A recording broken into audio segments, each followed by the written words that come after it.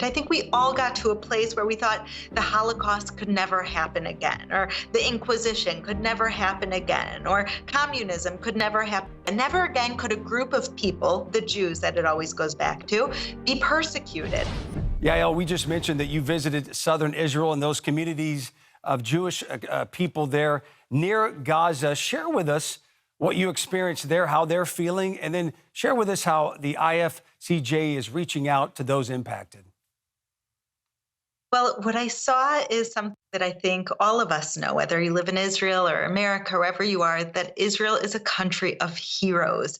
I visited with people whose homes were burned down, whose family was murdered, who have loved ones right now being held hostage in Gaza. And what I saw across the board is they refuse to be victims, that they've been empowered to look for God, to look for miracles, to look the light. And when I first arrived actually in Be'eri, it's a town right on the Gaza border, that 10% of their population was either killed or kidnapped.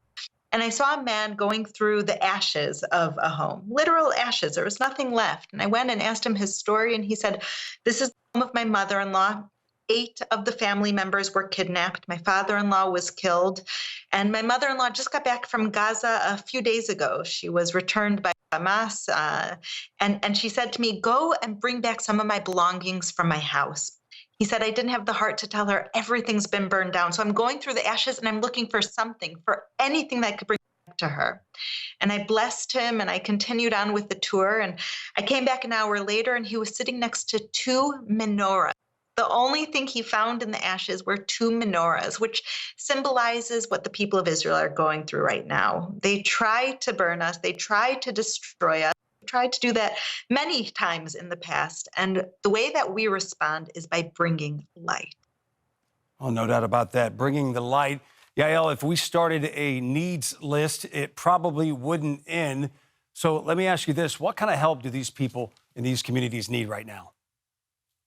Wow. Well, the first thing is when I go with any sort of aid, whether it's food to the elderly who aren't able to evacuate, or protective gear for the civilian first responders who have put their entire lives and careers on the line in order to defend and protect the civilians, or whether I go and donate a bulletproof ambulance so that under attack, the first responders can still go and save lives.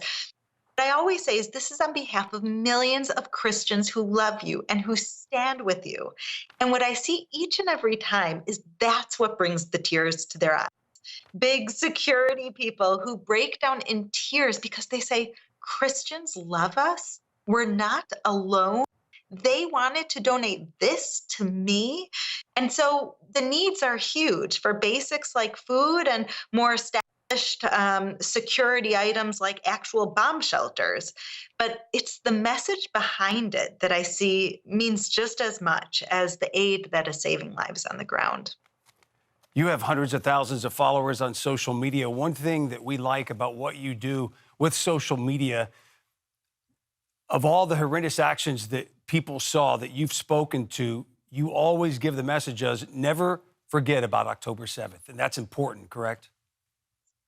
It's so important. I think we all got to a place where we thought the Holocaust could never happen again, or the Inquisition could never happen again, or communism could never happen. And never again could a group of people, the Jews that it always goes back to, be persecuted. And of course, during the Holocaust, we saw the amazing Christians stand up, like the Corrie ten Boons and the Oscar Schindlers. And there's a whole forest planted in Jerusalem for these righteous Gentiles. And what I see today is that millions of Christians have not only said for the past 70, 80 years, never again, but they mean it. Because right now, when it's very hard to stand with Israel and the Jewish people, it's not trendy. A lot of people are scared being persecuted for wearing their Star of David or flying their Israeli flag.